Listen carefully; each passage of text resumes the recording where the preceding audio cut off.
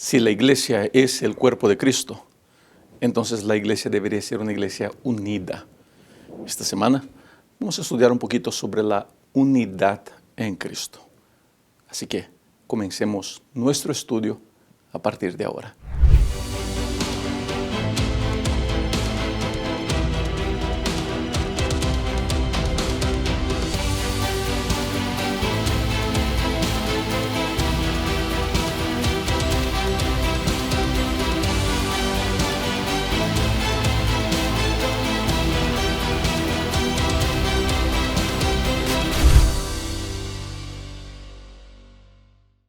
Bienvenida, querida amiga y querido amigo, al estudio de la lección de la Escuela Sabática, lección número 7. Yo soy Rubén Bullón y estoy aquí para ayudarlo a entender esta lección y más que eso, a sacar lecciones de aquí para poner en práctica en nuestra vida. Vamos a comenzar el estudio de esta semana que se intitula El cuerpo unificado de Cristo con la lectura del verso para memorizar y usted acompaña en pantalla. Él mismo dio a unos el ser apóstoles, a otros profetas, a otros evangelistas y a otros pastores y maestros, a fin de perfeccionar a los santos para desempeñar su ministerio para la edificación del cuerpo de Cristo. Efesios capítulo 4, los versos 11 y 12. En la lección de esta semana, el apóstol Pablo se va a dedicar a hablar sobre la unidad en la iglesia. El mundo siempre fue muy polarizado y en tiempos de medios sociales esas polarizaciones quedaron más acentuadas. No que siempre pensamos de la misma manera, siempre hubo pensamientos distintos. Ahora, lo que Pablo intenta mostrar aquí es que todos nosotros, en nuestras diferencias, porque el cuerpo es formado de diferentes órganos, y el apóstol, al hablar de dones durante este estudio, habla de diferentes dones para diferentes funciones, habla de una unidad en esa diferencia. La iglesia debería ser un lugar de unidad y quizás la unidad en la iglesia debería ser uno de los más grandes, si no el más grande demostración de que somos la iglesia de Dios. Yo me arriesgaría a decir que ser la iglesia de Dios, la principal demostración de eso, es que vivimos una vida digna, una vida de amor, de unidad, respetando nuestras diferencias, respetando nuestras opiniones. La impresión que me da es que por veces nosotros en la iglesia estamos más preocupados en tener razón que en vivir en paz. Y es imposible intentar buscar las dos cosas. Unidad, gente, y yo he escuchado a mi padre hablar eso siempre. Unidad no quiere decir uniformidad. Unidad quiere decir que tenemos el mismo objetivo. Por ejemplo, en la lección de esta semana vamos a hablar sobre el objetivo que Pablo tenía al dar dones, y todos los objetivos siempre son glorificar a Dios. Pero las tareas pueden ser diferentes, la manera de predicar puede ser diferente. Es muy bonito cuando podemos sentarnos a la mesa respetando nuestras diferencias. Nosotros no necesitamos pensar de la misma manera para sermos amigos. No necesitamos creer de la misma manera para llegar al mismo cielo. No necesitamos estar de acuerdo en todo para vivir en paz. Es muy importante alcanzar la maturidad espiritual de sentarme a la mesa con aquellos que piensan diferente de mí, respetando su manera de entender, respetando su manera de ver la vida. La intolerancia a la opinión de mi hermano, a la interpretación de mi hermano o a su manera de ver la vida es una clara demostración, la intolerancia es una clara demostración de que la maturidad espiritual nunca me ha llegado. Así que, querida amiga y querido amigo, quiero invitarlos esta semana a buscar esa unidad, a decir: Señor, ayúdame a estar en unidad, a caminar hombro a hombro con mis hermanos. ¿Sabes quién es el gran beneficiado de todo eso? Es el Evangelio, es la predicación del Evangelio. Y es demostrando esa unidad que tendremos condiciones de llevar muchas, pero muchas personas a los pies del Salvador.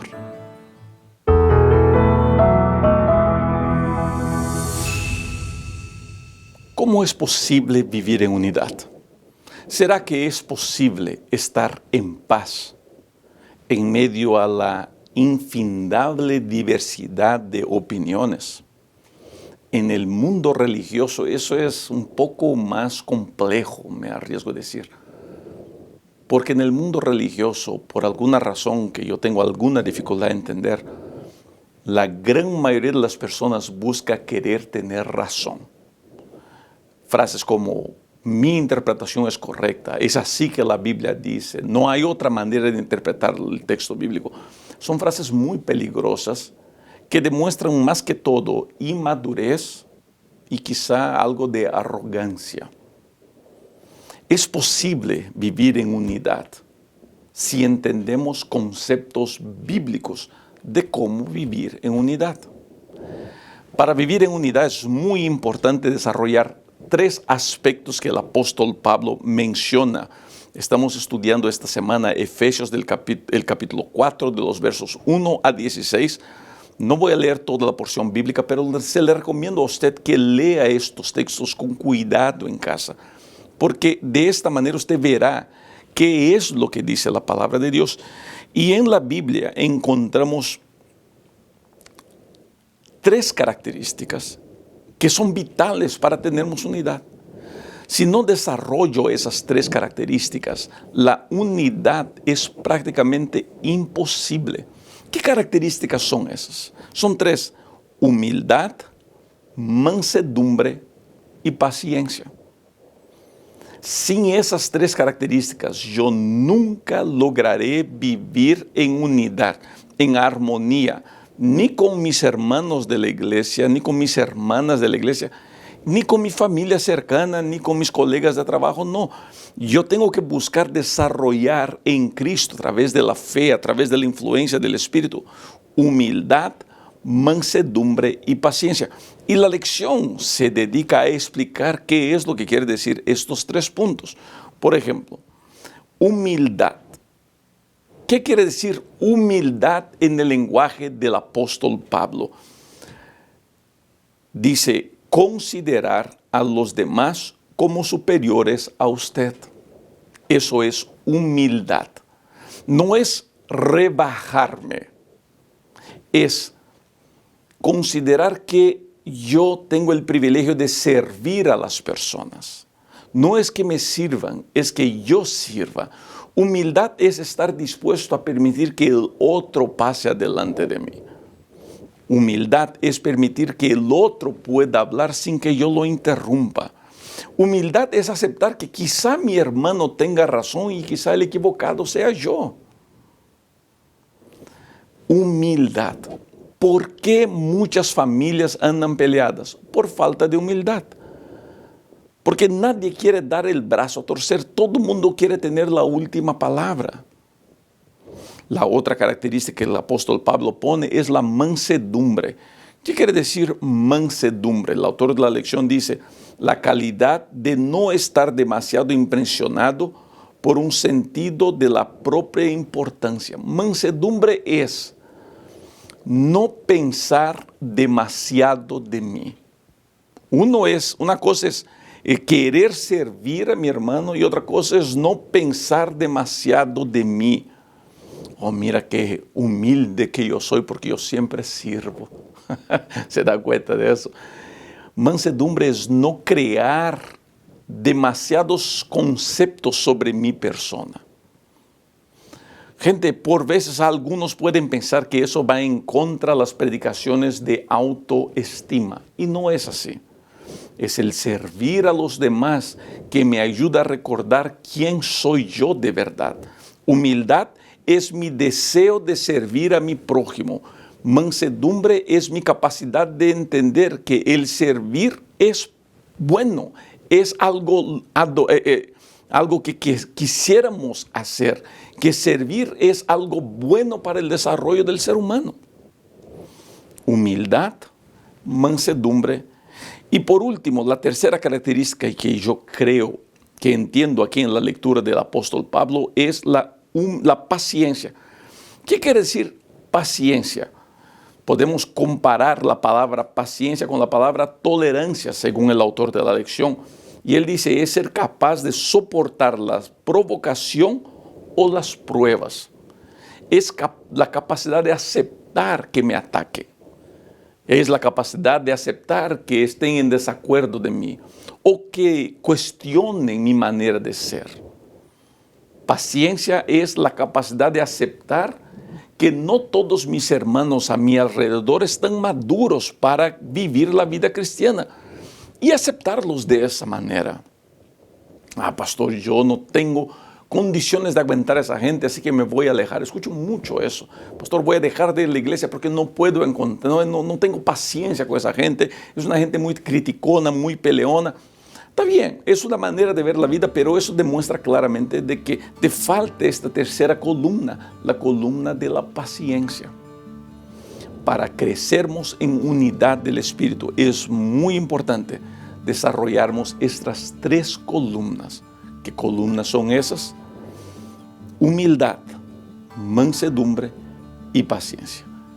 Así que hoy día quiero invitarlo a usted a escribir en los comentarios una corta oración. Escribe en los comentarios esta oración. Señor, ayúdame a ser humilde, manso y paciente. En el nombre de Jesús.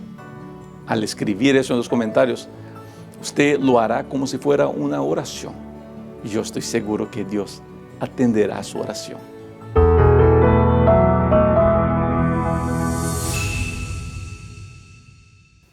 Si queremos tener unidad en nuestra iglesia, en nuestro hogar, si queremos vivir unidos con las personas, necesitamos entender algo que el apóstol Pablo dice aquí. De los versos 4 a 6, Pablo menciona 7 unos. 7 unos. Un cuerpo, un espíritu, una esperanza de su vocación, un Señor, una fe, un bautismo, un Dios y Padre de todos. 7 veces él menciona un esto, un el otro, un el otro. ¿Por qué es importante entender eso?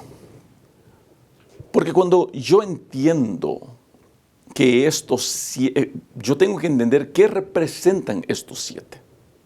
Son cosas que muestran quién es Dios o lo que Dios quiere hacer en mí. La unidad no se consigue por lo que yo sé, lo que yo conozco, lo que yo pienso o mi interpretación. La unidad en Cristo, la unidad de la iglesia, no se basa en lo que yo hago. No se basa en mi manera de ser o de pensar. Yo encuentro gente que piensa que su misión es convencer a todo mundo de su manera de ver la vida o de su interpretación. Yo conozco, infelizmente, personas que han creado en la iglesia un clima de guerra y de terrorismo. Y hay de aquel que no crea, no piense o no opine de esa manera. La unidad no está en lo que nosotros pensamos. La unidad no está en lo que nosotros creemos. La unidad no está en lo que nosotros adivinamos o nuestra manera de ver la vida. La unidad siempre se basa en quién es Dios y en lo que Él está dispuesto a hacer por nosotros. ¿Quién es Dios? Su soberanía, su gracia, su poder, su gloria. ¿Y qué es lo que Él quiere hacer en nuestra vida? ¿Cómo Él quiere trabajar en nuestro corazón? ¿Cómo Él quiere transformar lo que somos? ¿Cómo Él quiere no solamente comenzar, sino también terminar la buena obra en nuestra vida? El problema es que eso nosotros no queremos. Queremos tener razón. Queremos que la gente nos obedezca. Queremos que la gente crea como nosotros creemos. Y queridos, yo sé que por veces algunos se incomodan con mi manera de presentar algunos conceptos, pero por favor entienda que nuestra ignorancia es mucho más grande que nuestro conocimiento, por mejor estudiosos que seamos. Pensar que es así, se acabó, es de una arrogancia sin tamaño. Vuelvo a repetir, yo creo en las 28 doctrinas fundamentales de la iglesia porque veo que son los que más se acercan a la verdad bíblica, lo que más está basado en la Biblia. Pero de ahí a decir que nosotros somos los únicos que tenemos la verdad, es mucha arrogancia. Dios no puso un pueblo en la tierra para que tengan razón. Dios puso un pueblo en la tierra para que anuncie un mensaje, lo que es muy diferente. La unidad se basa en lo que Dios es y en lo que Él está dispuesto a hacer en mi vida. Así que, querida amiga, querido amigo, en especial usted que es líder de iglesia, por favor, no permita que batallas comiencen en su iglesia en función de quién tiene razón o quién no tiene razón. La realidad es que cuando hay ese tipo de pelea, nadie gana.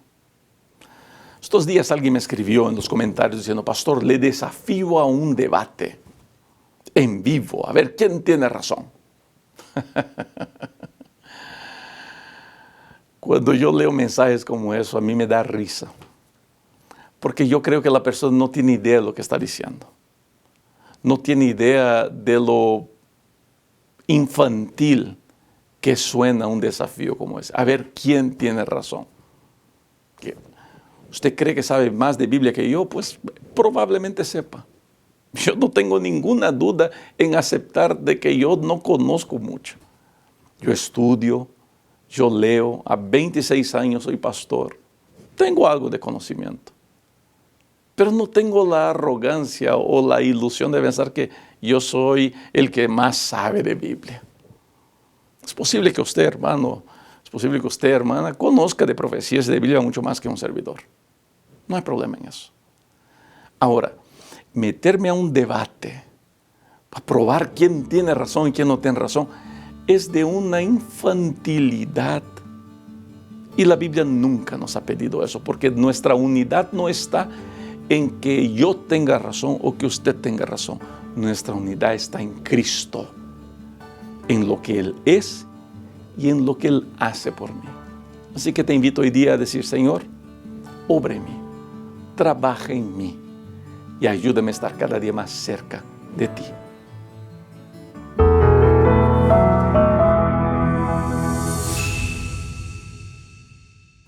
Una de las cosas que la iglesia más necesita es el derramamiento del Espíritu Santo. Pedimos, clamamos, lloramos. Yo me acuerdo de niño en Brasil, escuchando a la gente hablando sobre el derramamiento de la lluvia tardía. En Brasil, esas lluvias tienen el nombre de la lluvia tardía, se llama la lluvia seródia. Y la lluvia temprana es la lluvia temporá. Eran términos que yo de niño intentaba entender. La gente que hablaba esos términos me asombraba por su farto conocimiento, su gran conocimiento de la palabra de Dios. En la lección del día martes, nosotros vamos a leer un texto. El apóstol Pablo en Efesios añade un texto del libro de los Salmos, Salmo 68, verso 18, donde habla qué fue lo que le pasó a Cristo. Él fue al cielo y retornó, pero no Él. Y sí, el Espíritu volvió para dar dones a su pueblo. Ahora, ¿para qué son los dones del Espíritu? ¿Por qué da Dios dones a su pueblo? ¿Por qué Dios le ha dado a usted el don de cantar, el don de alabar, de predicar? Ahora en tiempos de YouTube, siempre me mandan videos en mis medios sociales y obviamente no tengo tiempo de mirar todos esos videos. Pero me llevan videos de niños predicando, de gente cantando, de hermanos predicando, desarrollando ministerios de predicación en internet. Obviamente no estoy de acuerdo con todas las predicaciones, pero me alegra ver la cantidad de dones que el Espíritu ha derramado sobre gente que predica más o menos el mensaje que yo predico y sobre gente que predica un mensaje diferente. Los dones siempre son una bendición. Pasa que por veces clamamos por esos dones por la razón equivocada. Yo me acuerdo una vez hablando con un hermano pentecostal en Brasil y él me decía que se sentía muy triste porque todavía no había recibido el don de lenguas. La gran mayoría de nuestros hermanos pentecostales cree en el don de lenguas moderno, como se enseña en la iglesia pentecostal. Particularmente yo no creo de esa manera. Y me decía ese hermano, de las demostraciones del que habla en lenguas es de que recibió el Espíritu Santo en su vida. Y ese hermano se sentía muy frustrado porque él nunca había hablado en lenguas y pensaba, ¿será que no recibí el don del Espíritu Santo? Queridos, no se recibe el Espíritu Santo no se reciben dones para demostrar que yo tengo una espiritualidad elevada. No se recibe el Espíritu Santo para ponerme mejor que mi hermano, que no manifiesta el don que yo manifiesto. Una de las razones por las cuales yo no creo en el don de lenguas como presentada, de entre las varias razones, una de ellas es que el don de lenguas acaba llegando a ser para muchos la confirmación del derramamiento del Espíritu Santo, y yo no encuentro base bíblica para decir que el don de lenguas es la confirmación del derramamiento del Espíritu Santo. Fue un fruto del derramamiento del Espíritu Santo, en especial en Hechos el capítulo 2 y en algunas otras veces también. Pero no creo que sea la única manera de demostrar. Uno demuestra el derramamiento del Espíritu Santo sobre su vida principalmente cuando está dispuesto a servir a sus hermanos. Otra vez, humildad, mansedumbre y paciencia. ¿Por qué recibimos el don del Espíritu Santo? Primero de todo, para glorificar al nombre de Dios. Todo lo que recibimos de Dios no es para nuestro crecimiento, no es para nuestro engrandecimiento, es la palabra que estaba buscando.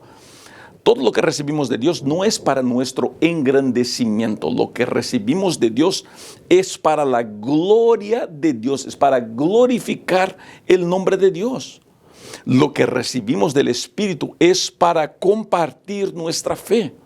Lo que recibimos del Espíritu principalmente es para unir la iglesia. Si mi don está separando o dividiendo la iglesia, no que mi don no sea un don de Espíritu, es que yo no lo estoy usando como Dios quiere que sea usado. Si mi don ha creado división, ha creado problema, ha creado heridas en la iglesia, entonces mi don no se está usando como debería ser usado. Y gente, eso es algo que tenemos que tener en cuenta. El don que usted recibió, usted lo está usando, es para dar gloria a Dios. Está avanzando la predicación del Evangelio, está trayendo unidad a la iglesia. Esas son las preguntas que tenemos que hacer. Y si la respuesta es sí, entonces quiere decir que la lluvia del Espíritu ha comenzado a caer sobre mi vida. Ojalá tu respuesta sea sí. El Espíritu está en mi vida y yo he servido y amado a todos como el Señor Jesucristo me ha mandado.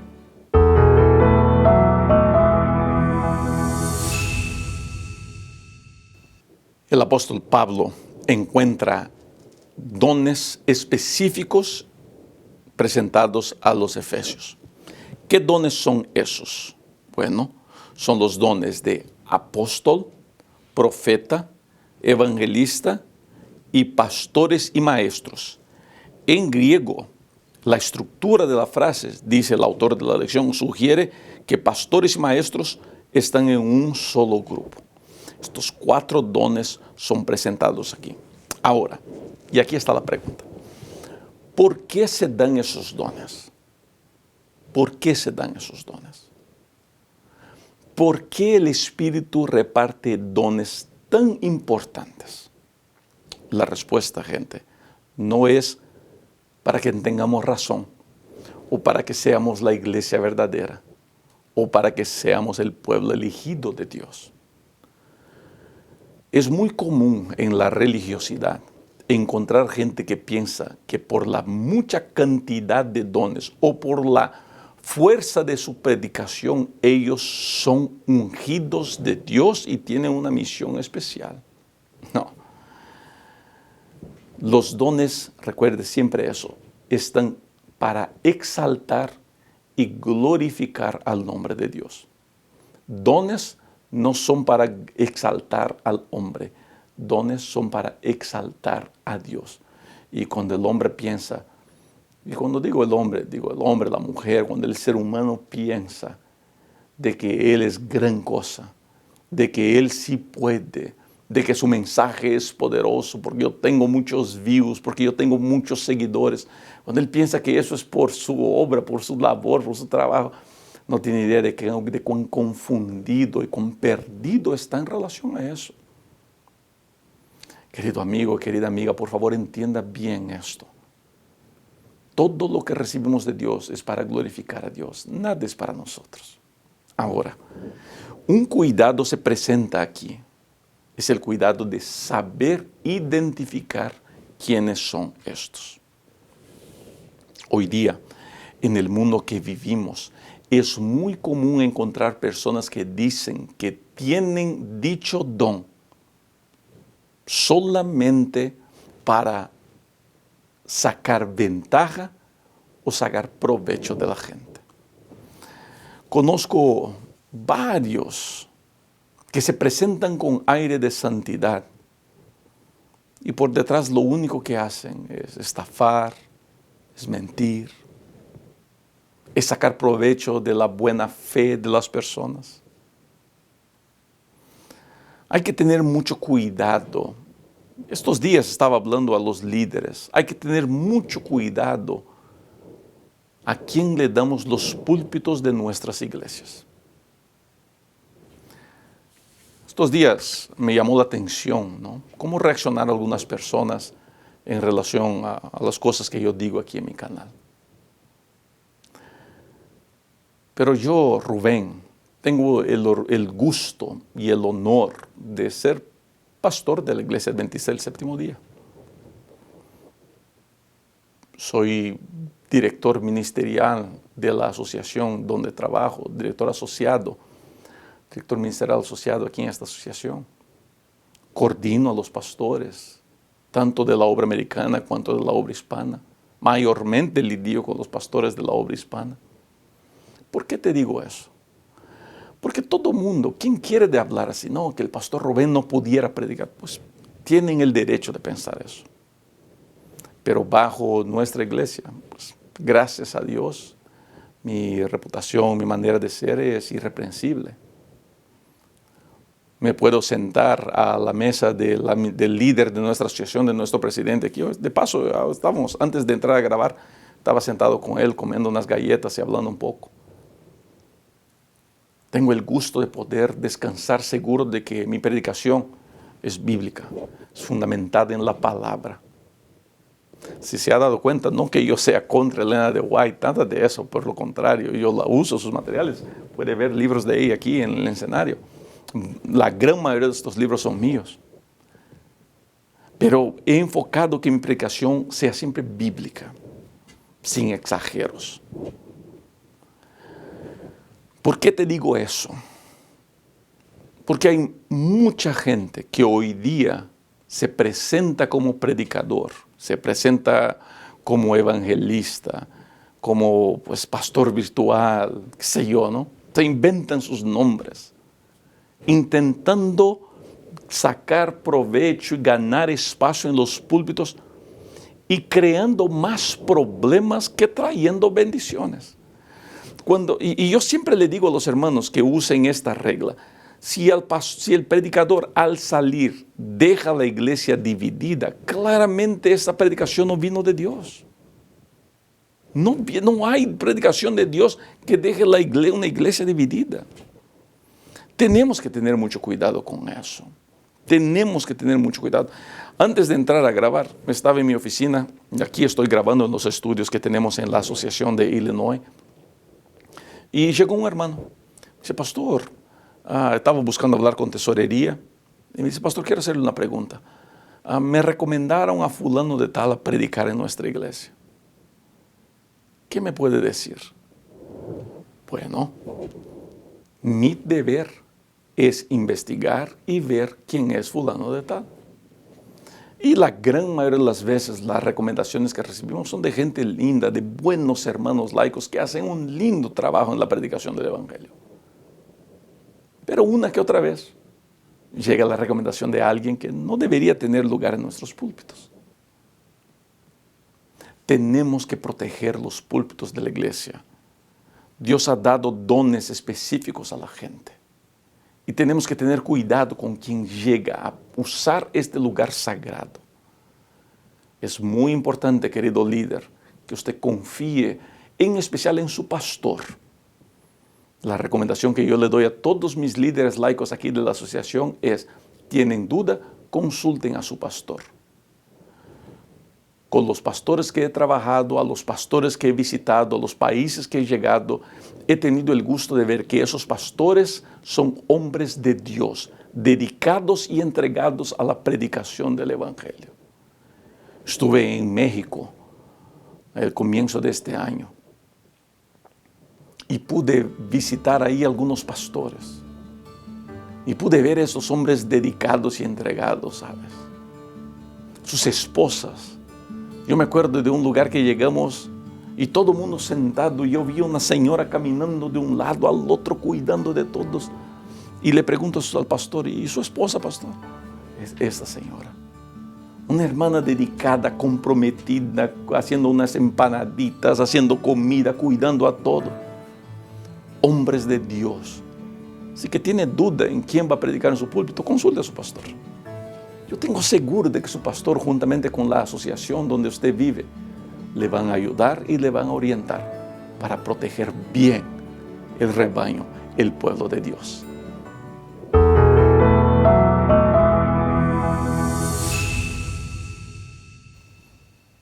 Pablo trae una señal muy importante que nos va a ayudar en nuestra decisión de quién debería predicar en nuestras iglesias.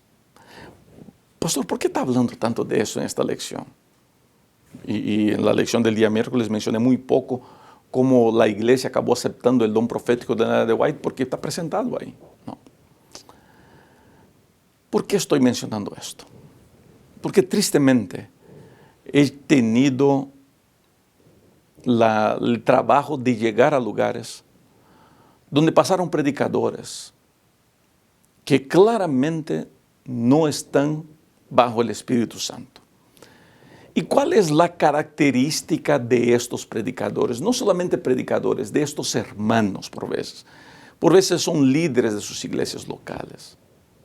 ¿Cuál es la característica mayor de estas personas? Es generar división en la iglesia. Un mensaje que viene de Dios no genera división en la iglesia. Si genera división, si parte la iglesia, es porque es un mensaje problemático y peligroso. Y querido, ahí no importa que tan bonito suene la predicación de la persona, del pastor o del supuesto pastor. Estos días alguien me escribió diciendo así, no, pastor, es que ustedes le tienen envidia a este hombre porque él predica la verdad presente. Él predica el evangelio eterno. Querido, yo, Rubén, y te puedo decir aquí por nuestra asociación en Illinois y la gran mayoría de los lugares donde he pasado, he tenido el gusto de sentarme con los presidentes de campo a donde he llegado y con qué cariño me tratan los líderes de la iglesia, ¿sabes? Ahora estuve en República Dominicana, un saludo especial a toda la gente buena de República Dominicana. Estuve en la República Dominicana y me senté con el pastor Gerardo y con su administración. Qué gente linda, querida, ¿sabes? Gente tan amable. Ellos no tienen ningún deber de recibirme, pero con qué cariño me reciben. Ahora estoy llegando dentro de algunas semanas a El Salvador. Qué atención tan fina de la administración de la iglesia en El Salvador que me brinda sin que no tiene ninguna necesidad de hacerlo. Estuve en la Asociación del Sureste de Veracruz qué gente tan amable, ¿sabes? Estoy enamorado de la iglesia en Veracruz, tanto así que vuelvo a Veracruz en marzo del próximo año. Es tan bonito llegar a esos lugares y ver el amor de la administración de los campos a sus iglesias y a sus miembros. Pero cuando llega alguien que dice así, ustedes tienen envidia a esa persona. No hay envidia. Todos estos pastores que mencioné y tantos otros que tuve el gusto de conocer, lo que más quieren es que más hermanos prediquen. Que más hermanos, más hermanas suban al púlpito anunciando la salvación en el nombre del Señor Jesucristo. Pero ese mensaje no puede dividir la iglesia. Pablo habla mucho de eso. Él dice la lección aquí, Pablo cree que la división es una importante señal de error. Así que, querido, evalúe, ¿esta predicación está uniendo a la iglesia o está quebrando la iglesia? Está dividiendo la iglesia. La verdad no divide la iglesia. Por favor, recuerde eso. Ahora, el objetivo final de todo es el crecimiento en Cristo. Crecer. ¿Cuál es el peligro que rondeaba los efesios? Y aquí vuelvo a hablar de la predicación. Es que muchos de ellos eran fácilmente engañados por mensajes mentirosos. ¿Será que eso no nos está pasando a nosotros hoy día? ¿No sería un cuidado que valdría la pena tomar? Si un mensaje divide la iglesia, ese mensaje no debería ser predicado en nuestros púlpitos. Jamás se olvide de eso.